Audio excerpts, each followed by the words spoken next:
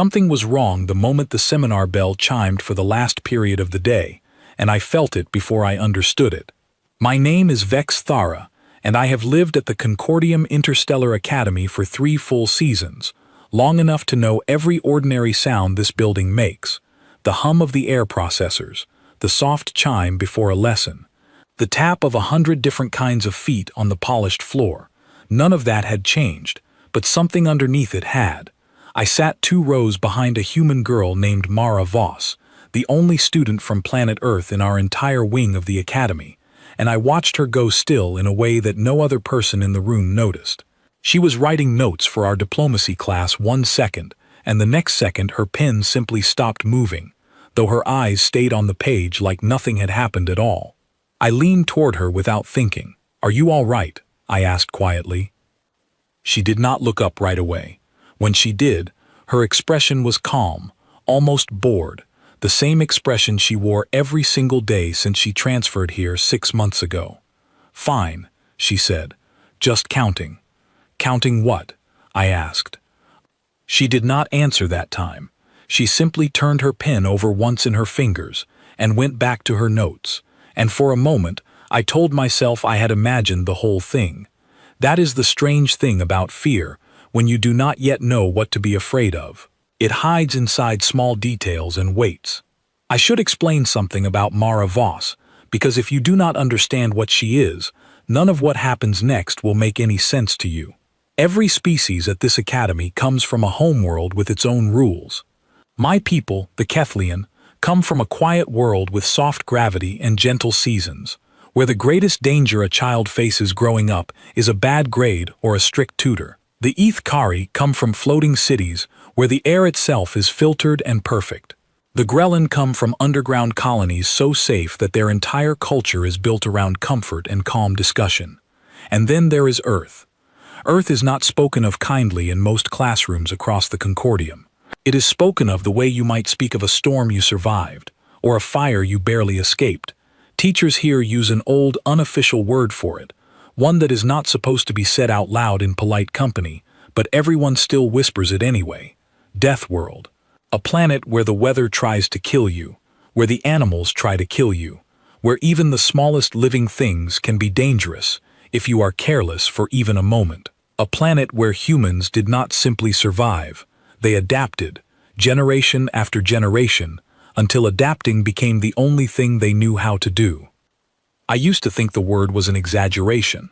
I used to think it was the kind of story older students told to frighten new arrivals. Mara Voss did nothing to prove that idea wrong. Not at first. She was quiet. She was polite. She helped a Grellan student pick up a stack of dropped data slates on her very first day here, and she laughed at jokes in a soft, easy way that made her feel almost forgettable. If you did not look closely, you would never guess she came from a world that could kill you in 100 different ways before breakfast. But I looked closely. I do not know why. Perhaps it is simply the kind of person I am, curious in ways that sometimes worry my own family. And because I looked closely, I noticed things about her that other students missed completely. I noticed that she never sat with her back to a door. I noticed that her eyes moved constantly, without ever seeming to search for anything, the way the rest of us glance around a room out of boredom. Hers moved with purpose, checking corners, checking exits, checking the space behind every person who walked past her. I noticed that once, during a fire drill that startled every other student in the building into panic, Mara Voss simply stood up, counted the students around her, and walked calmly toward the nearest exit as though she had already planned that exact route the very first day she arrived. Small things, quiet things, the kind of things you only notice if you are already watching. That afternoon, sitting 2 rows behind her with my pen frozen over my own notes, I found myself watching her more closely than ever before, because whatever she had been counting a moment earlier had not left her. Her shoulders had not relaxed. Her eyes kept flicking, very briefly, toward the door. Our instructor, an older Kethlian scholar named Doran, continued the lesson without any sign of concern. He spoke about trade agreements and cultural exchange programs, his voice steady and calm, completely unaware that anything unusual was happening in his own classroom. I tried to focus on his words. I could not. 10 minutes before the lesson was set to end, Mara did something that I still remember clearly, because it was the smallest gesture and yet it changed everything that came after it. She reached down, without any hurry at all, and quietly tightened the strap of her bag across her shoulder. Not the way you tighten a bag when you are getting ready to leave in a rush, the way you tighten a bag when you want both of your hands to be completely free. I felt a chill move through me that had nothing to do with the temperature of the room. I want to be honest with you. Part of me still believed, even then, that I was imagining things. It is easier to believe that than to believe something dangerous is waiting just outside a classroom door in a school built for peace and diplomacy. This academy exists so that different worlds can learn to understand each other without conflict. Nothing bad is supposed to happen here. That is the entire point of this place. But Mara Voss glanced toward the door one more time, and for just a moment, her calm, forgettable expression slipped, and I saw something underneath it. Not fear. I want to be very clear about that, because fear was not the right word for what I saw. It was something closer to focus. The kind of focus you only see in someone who is no longer wondering if something will happen, only when. The bell rang. Every student in the room began the familiar shuffle of gathering notes and standing from their seats, the ordinary noise of a school day ending exactly the way it always does. I began to do the same, already thinking about the walk back to my quarters, already thinking about nothing important at all.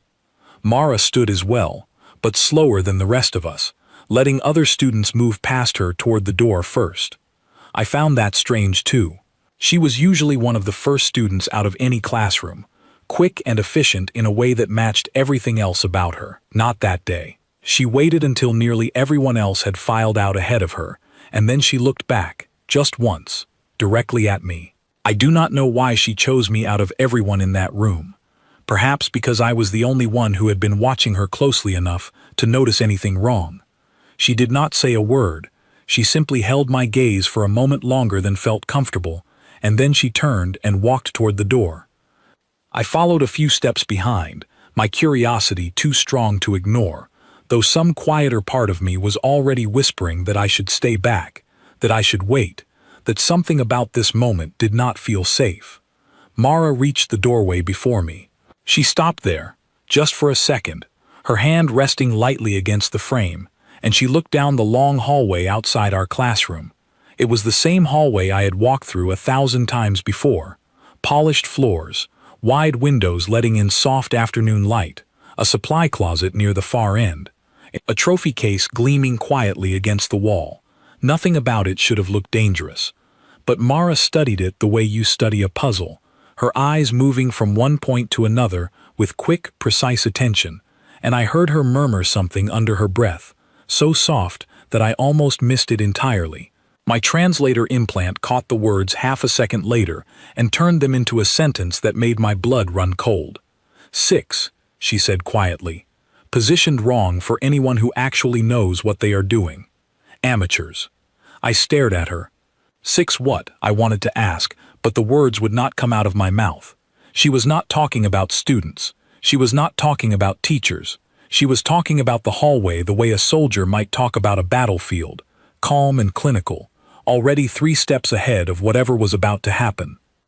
She glanced back at me one final time, and for the briefest moment, her calm expression softened into something almost gentle, almost like an apology.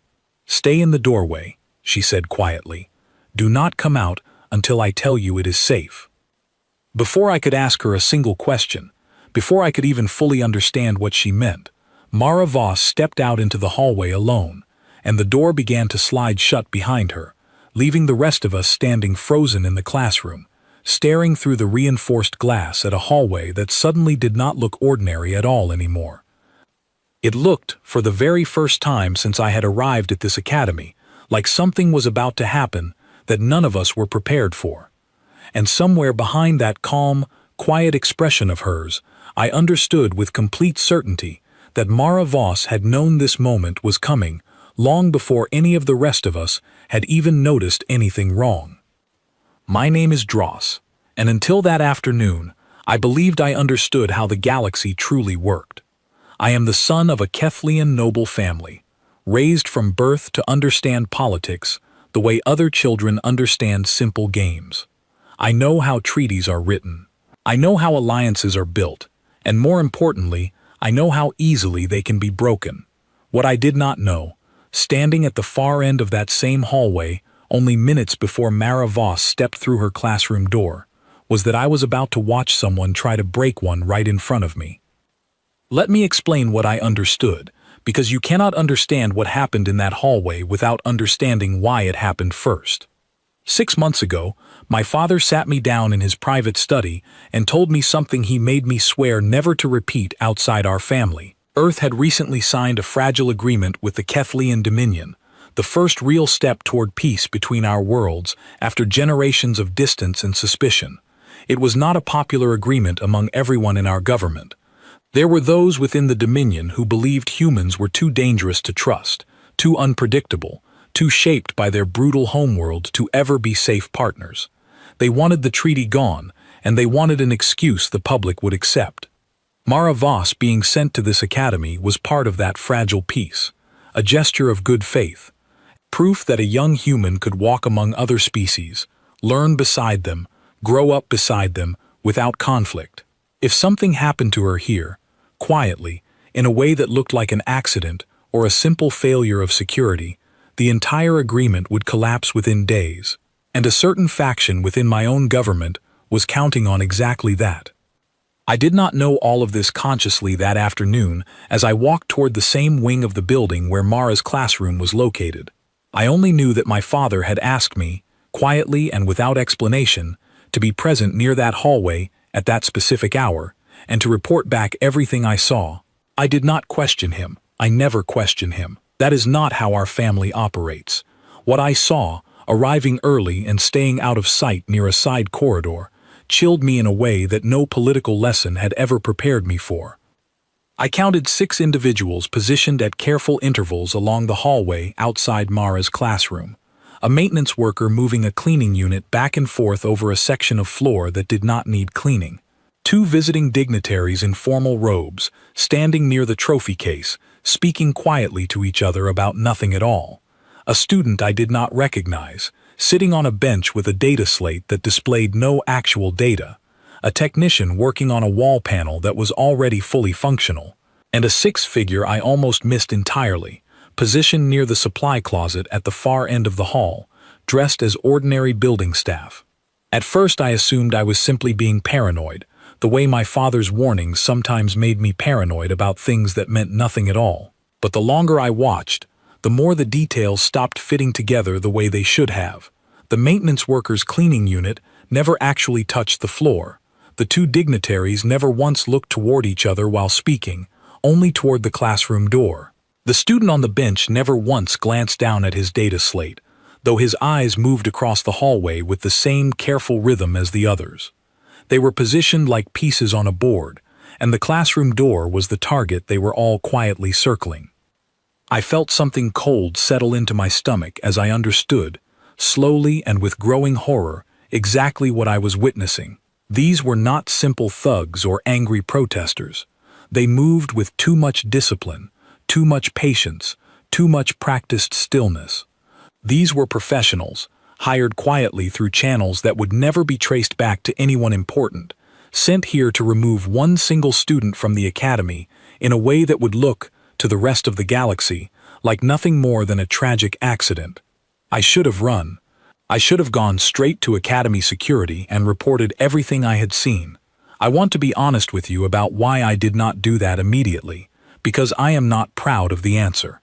Part of me, the part raised on stories about Deathworld and its brutal, savage inhabitants, wondered with a kind of shameful curiosity whether the stories were true.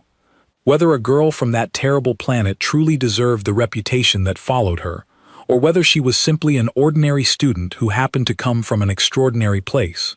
I told myself I would watch for just a moment longer, gather more information from my father, before doing anything else. That is the excuse I gave myself. I do not know if it was the right one. The bell rang inside the classroom, its sound muffled through the closed door, and I felt every muscle in my body tense at once. The 6 figures in the hallway shifted, almost imperceptibly, each of them settling into a slightly different position, the kind of small adjustment you would only notice if you already knew to look for it. The maintenance workers straightened slightly. The 2 dignitaries stopped their pretend conversation entirely. The student on the bench closed his data slate. They were preparing. I pressed myself further back into the side corridor, my hearts, both of them, pounding in my chest in a way I had never experienced before, not even during my most difficult diplomatic examinations. I told myself that whatever was about to happen, it was not my place to interfere. I was here to observe, to report, nothing more.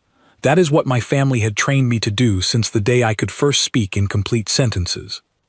I watched the classroom door begin to slide open, students filing out in small groups, the way they always did at the end of a lesson, completely unaware of what was waiting for them just beyond the doorway.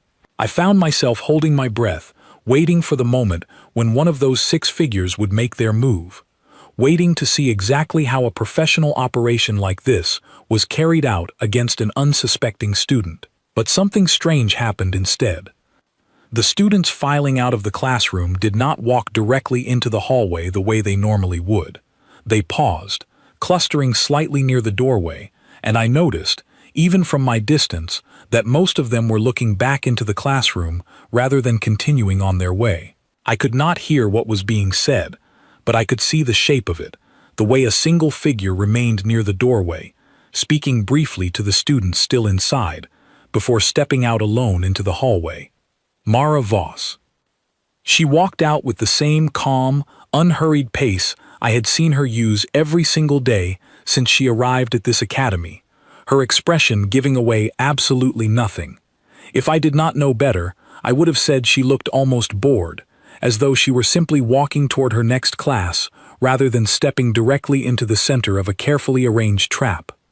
But I did know better, because I had spent the last several minutes watching 6 trained operatives position themselves specifically around this hallway, specifically around this moment, and Mara Voss was walking directly toward every single one of them without the slightest hesitation.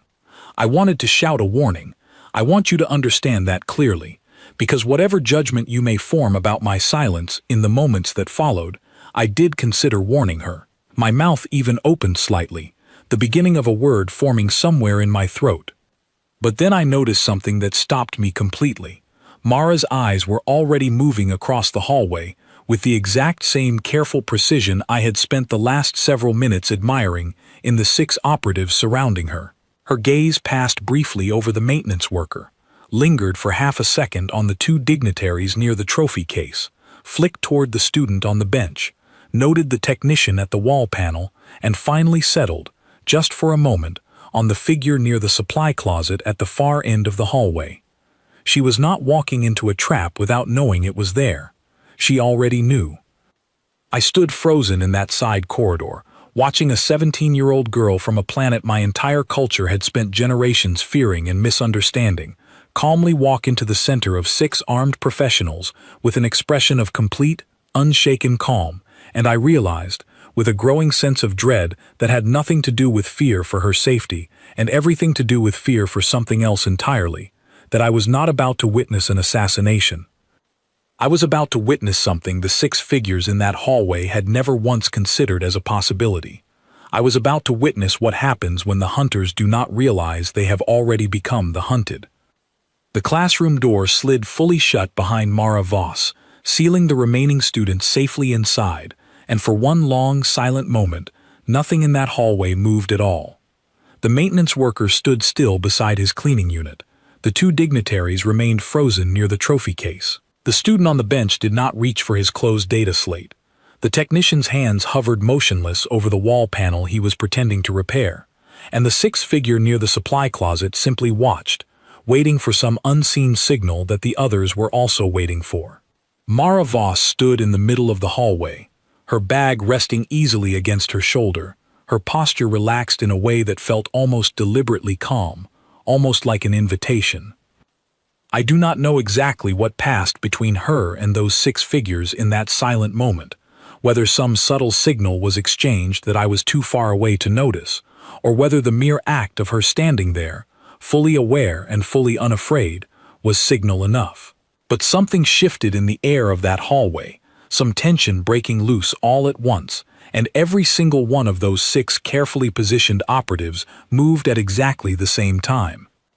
I pressed myself harder against the wall of the side corridor, my breath catching in my throat, unable to look away even as every instinct my family had ever trained into me screamed that I should turn and run for academy security immediately.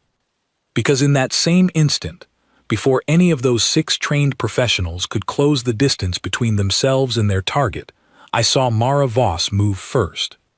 And I understood, in the space of a single heartbeat, that everything I believed about Deathworld, about its people, about the quiet human girl who had spent 6 months sitting politely in our classrooms and eating our strange food and laughing softly at our jokes, had been built on a story far smaller and far less true than the reality now unfolding directly in front of me.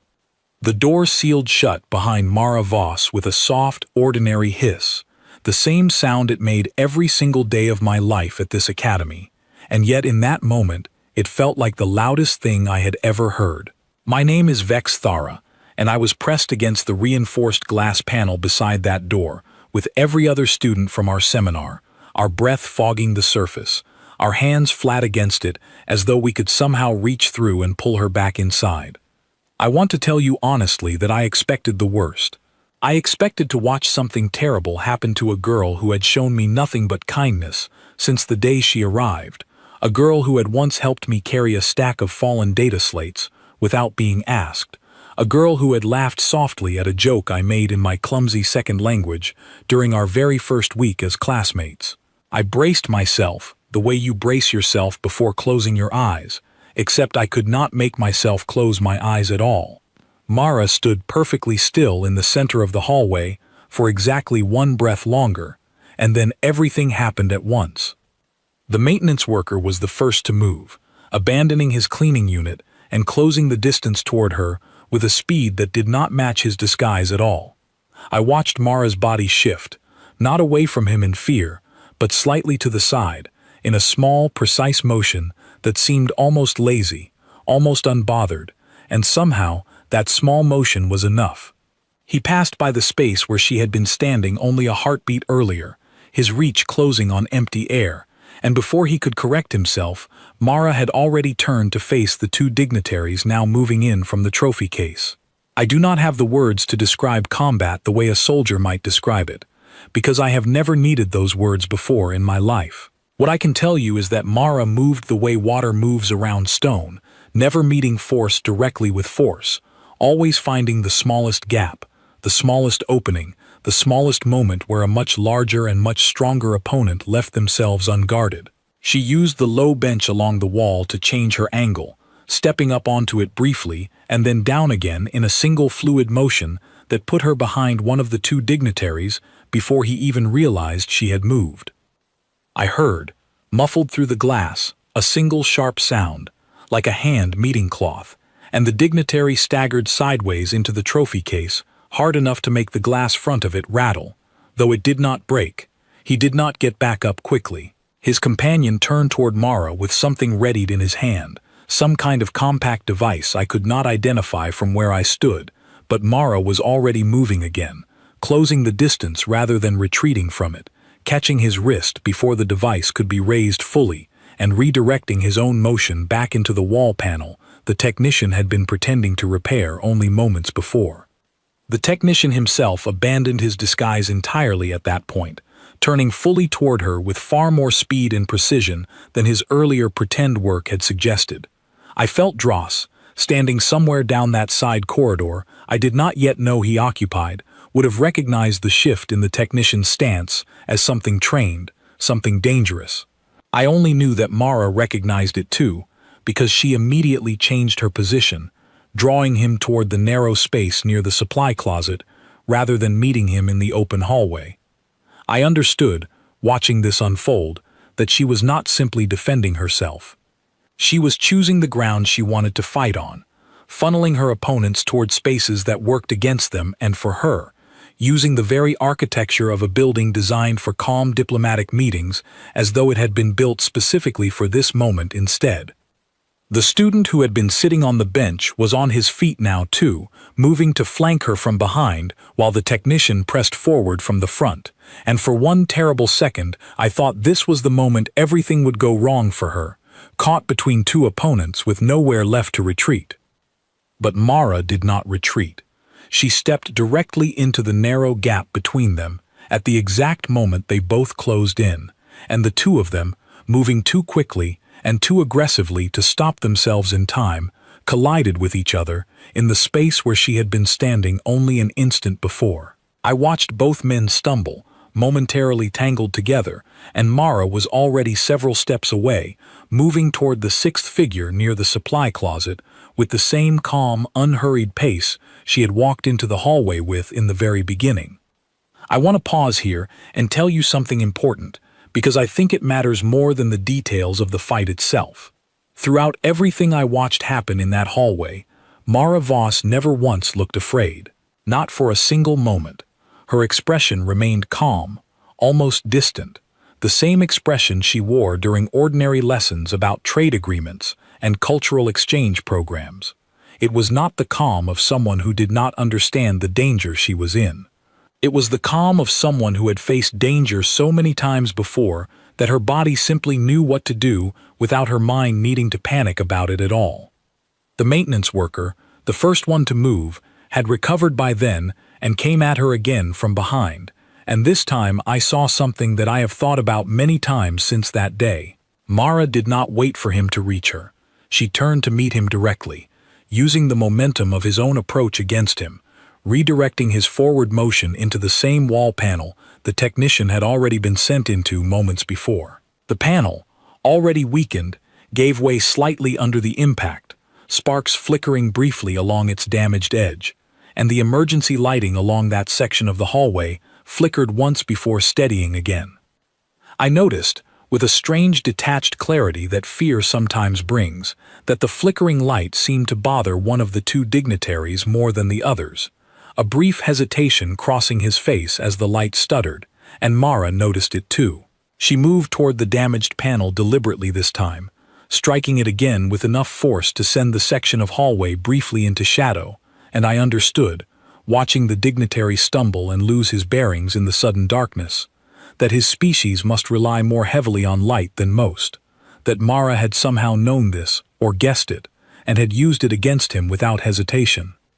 Down the side corridor, though I did not yet know this while it was happening, Dross would later tell me he heard something through an open communications channel that had accidentally begun broadcasting across a section of the building's systems, a private frequency the 6 operatives had been using to coordinate with each other, and with someone giving them instructions from somewhere else entirely. He told me that a voice, tense and confused, had said something into that channel that none of them ever forgot. "She is not fighting like she wants to win," the voice had said.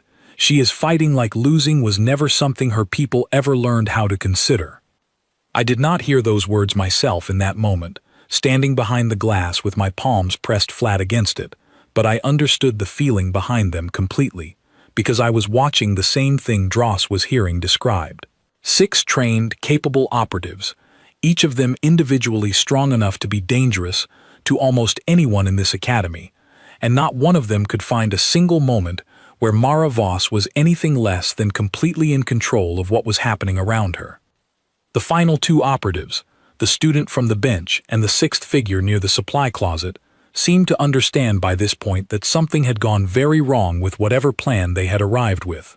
I watched them exchange a brief glance, the kind of glance that passes between people who are beginning to realize the situation is no longer what they believed it to be, and then they moved together, coordinating in a way the earlier, more scattered attacks had not shown. Mara backed toward the supply closet itself as they advanced, and for a moment I feared she had made a mistake, cornering herself in a space with no way out. But as the 2 of them closed in from either side, she stepped suddenly to the side and pulled the closet door open at the exact moment they reached her position, and the narrow space of the doorway forced them to bunch together rather than approach from 2 directions at once. I watched them collide awkwardly in the confined space, their combined size working against them rather than for them, and Mara used the brief moment of their confusion to secure the door mechanism from the outside, trapping them both inside the small space entirely. Two down, contained rather than harmed, in a space too narrow for them to properly move. The two dignitaries, the maintenance worker and the technician, remained, all of them now shaken, all of them now moving with far less confidence than they had shown at the very beginning of this encounter. Mara turned to face them, her breathing steady, her posture still relaxed in that same unnerving way, and I saw something shift in the way they looked at her. It was no longer the look of predators closing in on prey.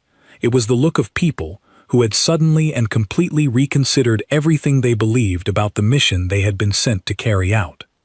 The maintenance worker made one final attempt, rushing forward with something clenched tightly in his hand, and Mara met him directly this time, no longer redirecting his momentum but standing her ground entirely, and I watched him stop his advance abruptly, stumbling back several steps as though he had walked directly into an invisible wall. Whatever she had done in that single motion, it was enough to end whatever remaining confidence he had left. The technician and the two dignitaries did not wait to see what would happen if they continued. I watched them turn, almost as one, and retreat back down the hallway in the direction they had originally come from, their earlier careful, patient discipline completely abandoned in favor of simple, urgent distance. Mara did not chase them. She stood in the center of that wrecked hallway, broken wall panel sparking faintly beside her, the supply closet sealed shut, with two operatives trapped inside it, the maintenance worker still catching his breath several steps away from her, and she simply watched them go, her expression calm, almost thoughtful, as though she were considering a difficult question in one of our diplomacy lessons rather than the aftermath of an attack against her own life. I realized, standing behind that glass with my hands still pressed flat against it, that I had been holding my breath for I do not know how long, and I finally let it out in a long, shaking exhale that fogged the glass in front of me completely. Mara turned toward the classroom door then, meeting my eyes through the glass, and for the first time since the entire encounter had begun, something almost like relief crossed her expression, quiet and brief, gone again almost as quickly as it appeared. She reached toward a small device on her wrist, the kind every student at the academy carries for emergencies, and I watched her speak into it, her voice steady and completely without drama, the same flat, procedural tone you might use to report a spilled drink or a scheduling conflict, rather than 6 armed operatives neutralized in the space of what felt to me like only a few brief minutes. "This is Mara Voss," she said. "There has been an incident outside Seminar Room 4. I need Academy security and a maintenance team for some minor structural damage. Everyone inside the classroom is safe." I stood frozen behind that glass, staring at the wreckage of the hallway, at the sparking wall panel, at the sealed supply closet, at the maintenance worker slowly sitting down against the wall with his head in his hands, and I understood, with complete and total clarity, that everything I had heard whispered about Deathworld across every classroom in this academy had somehow still managed to fall short of the truth. My name is Dross, and I did not move from my hiding place in that side corridor for a long time after the last of the fleeing operatives disappeared around the far corner. My legs simply would not carry me anywhere else.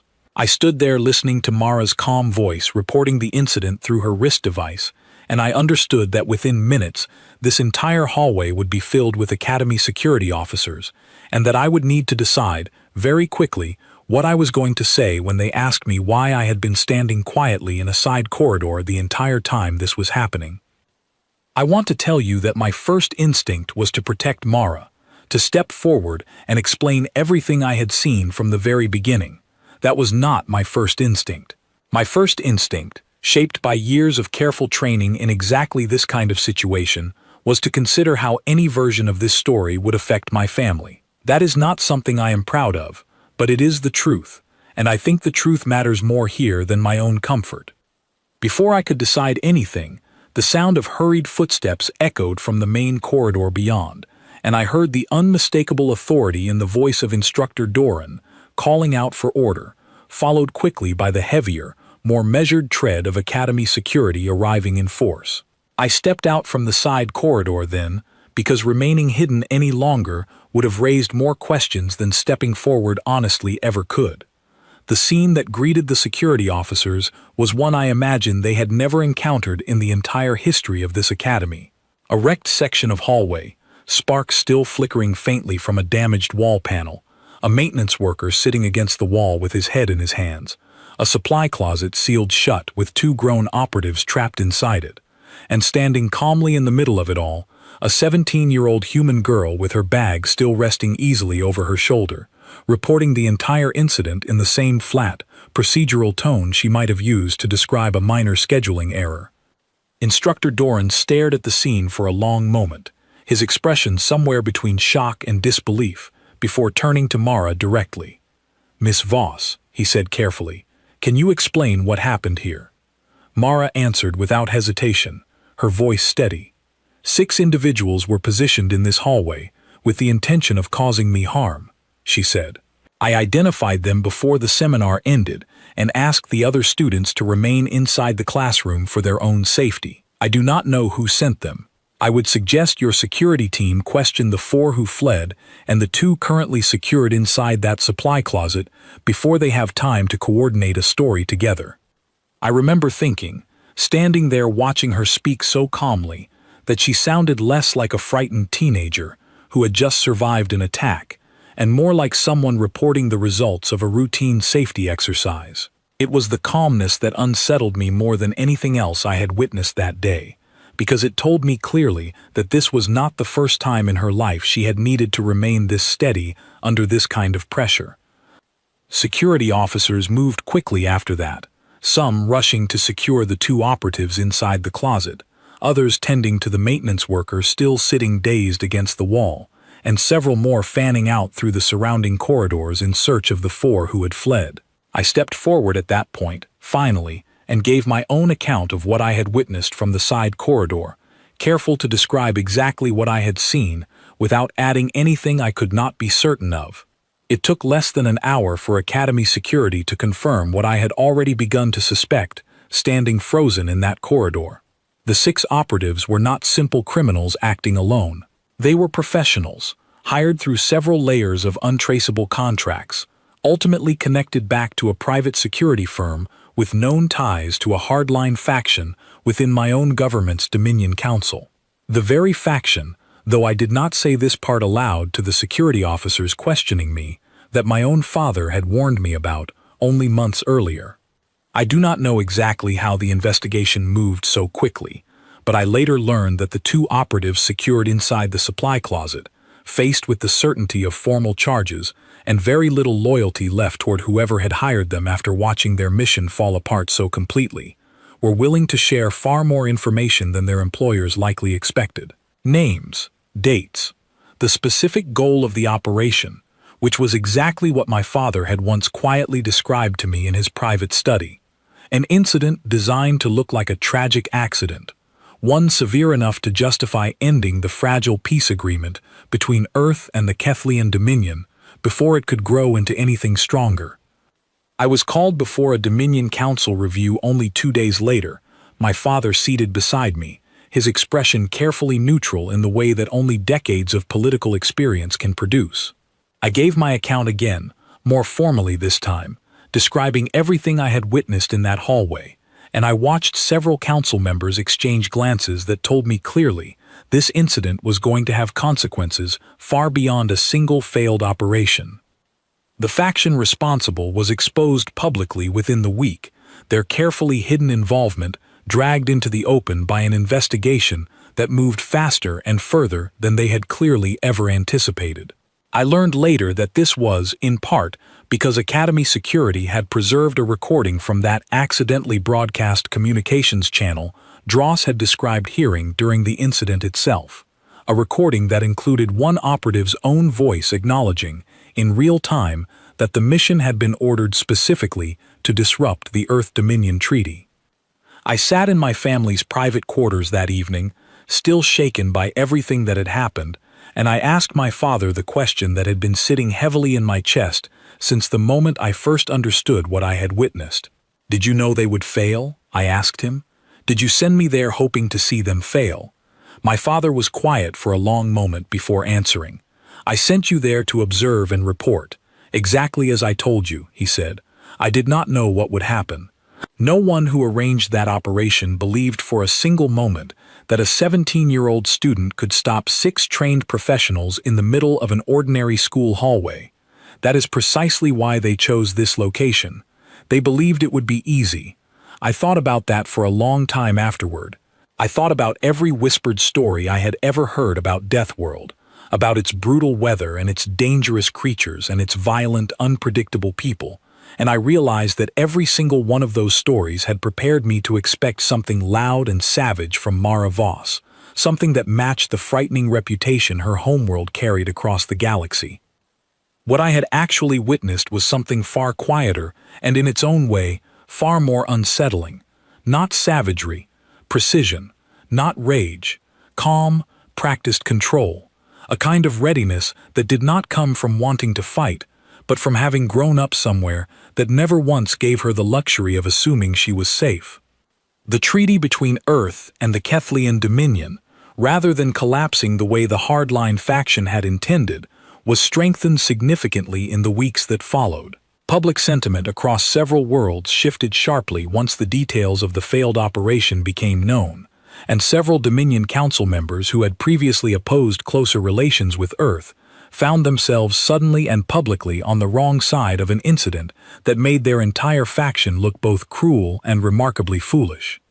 I returned to the academy the following week, walking down that same hallway, now fully repaired, the wall panel replaced, the supply closet door working normally again, as though nothing had ever happened there at all. But something had changed, quietly and permanently, in the way students moved through that space. Conversations grew a little quieter as they passed the section of hallway where it had happened. A few students, I noticed, had begun leaving small tokens near the repaired wall panel. Simple things: a flower from a Grellan garden, a folded paper star made by a ETH Carey student. Small gestures of respect for something none of us fully understood yet, but all of us recognized as significant. I found Vex Thara standing near that same section of hallway one afternoon, staring quietly at the repaired panel, and I stopped beside her without quite knowing what to say. We stood together in silence for a while before she finally spoke. "I keep thinking about something she said before she walked out into that hallway," Vex Thara told me quietly. "She said, 'Stay in the doorway until it is safe, not until I win, until it is safe,' as if there was never any question in her mind about how this would end." I did not have an answer for that.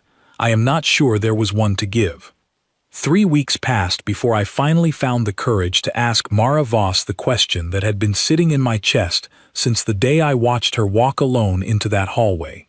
My name is Vex Thara, and in all the time she had been my classmate, I had never once asked her directly about the word every student at this academy used when they thought she could not hear them. Deathworld. I had heard it whispered in corridors, muttered in the dining hall, even used once carelessly by a younger student who did not realize she was standing close enough to hear it clearly. I found her in the small garden courtyard behind the library, sitting alone on a bench beneath a tree, imported from some quiet, gentle world far different from her own, reading through a stack of notes for our next diplomacy lesson, as though the last 3 weeks had never happened at all. The academy had returned almost entirely to normal by then.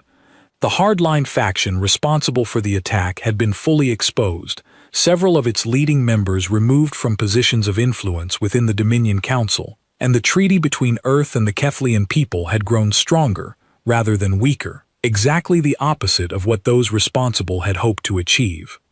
I sat down beside her without asking permission, something I would never have done 3 weeks earlier, and she glanced up at me with the same calm, familiar expression she always wore, though I noticed now, having watched what lay beneath that calm, that I understood it differently than I once had. "Can I ask you something?" I said. She set her notes down in her lap. "You have been wanting to ask me something for 3 weeks," she said. I could tell by the way you keep almost starting sentences and then stopping yourself. I felt my face grow warm with embarrassment, but I pushed forward anyway, because I had waited long enough. What does it actually mean? I asked her. Deathworld. Everyone here says it like it explains everything about you, but nobody ever explains what it actually means. Mara was quiet for a moment, looking out across the courtyard at the gentle, careful gardens the Academy maintained for students from dozens of different worlds, each planted with only the safest, most predictable kinds of vegetation, nothing that could sting or poison or surprise anyone who wandered too close. It is not a compliment where I come from, she said finally. Most people back home have never even heard the term. It is something other species came up with to describe planets where the environment itself works against the things trying to survive on it. Weather that changes without warning. Predators built specifically to hunt things like us. Diseases that mutate faster than we can prepare for them. A world that never once, in all of human history, agreed to make things easy. I thought about the gentle, careful gardens surrounding us, about my own homeworld's soft gravity and mild seasons, and I tried to imagine what it might mean to grow up somewhere that offered none of that safety at all. How do people survive somewhere like that? I asked quietly. Mara considered the question for a long moment before answering. We do not survive it by being stronger than everything trying to kill us, she said. Nothing born on Earth was ever the strongest thing there, not physically. We do not have the sharpest claws, or the thickest hide, or the fastest legs. What we have is the ability to notice a threat, understand it, and change ourselves to meet it, faster than almost anything else alive. Every single generation of my species has spent its entire history doing exactly that. Not because we chose to, because the planet never gave us any other option. I thought about the 6 operatives in that hallway, about the careful, patient way they had positioned themselves, about the confidence they must have carried into that operation, certain that a single teenage girl could not possibly present any real difficulty for 6 trained professionals. They did not understand what they were dealing with, I said quietly. Mara's expression shifted slightly, something almost sad crossing it for just a moment. They understood the word Deathworld, she said. Everyone in this part of the galaxy has heard that word at some point. But hearing a word is not the same as understanding what it actually means for the people who grew up living inside it. They expected something loud and violent and easy to recognize as dangerous. They did not expect someone who simply noticed everything, adapted to everything, and refused to accept that losing was even a possibility worth considering. I asked her then the question I had been most afraid to ask, the one that had followed me through every quiet moment since I watched her disappear behind that classroom door. Were you scared? I asked. Even for a moment. Mara was quiet again, longer this time, and when she finally answered, her voice was softer than I had ever heard it before. I was aware, she said. That is different from scared. Being scared means you do not know what is going to happen, and that uncertainty frightens you.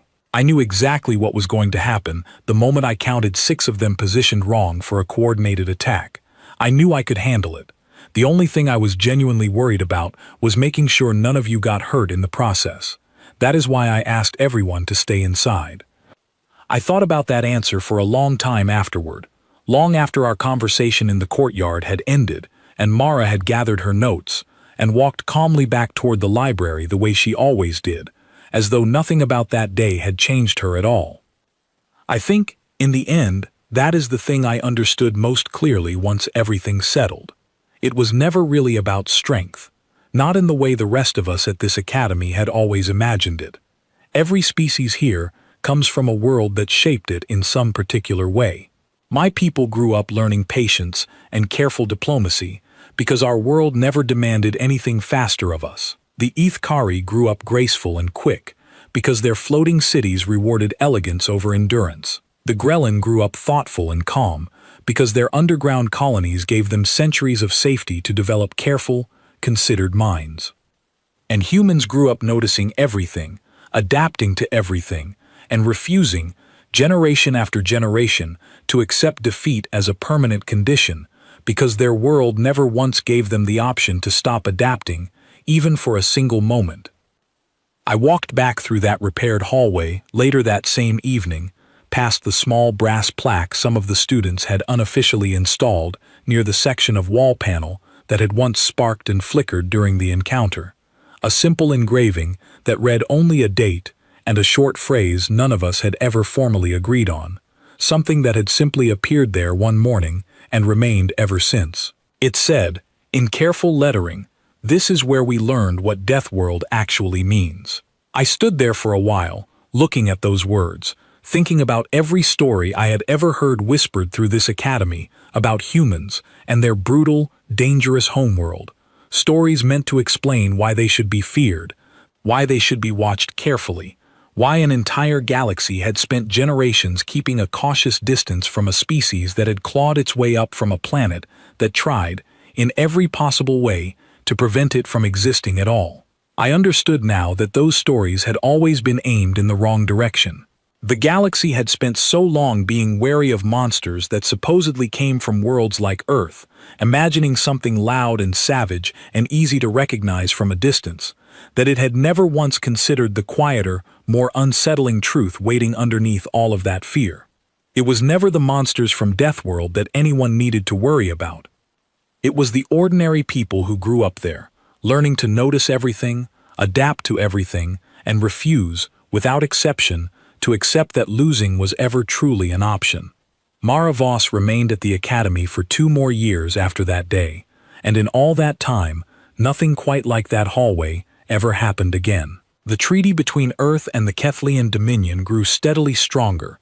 Other worlds began sending their own students to learn alongside humans for the very first time, and slowly, carefully, the word Deathworld began to lose some of its frightening edge among the students who had actually come to know someone who carried that reputation.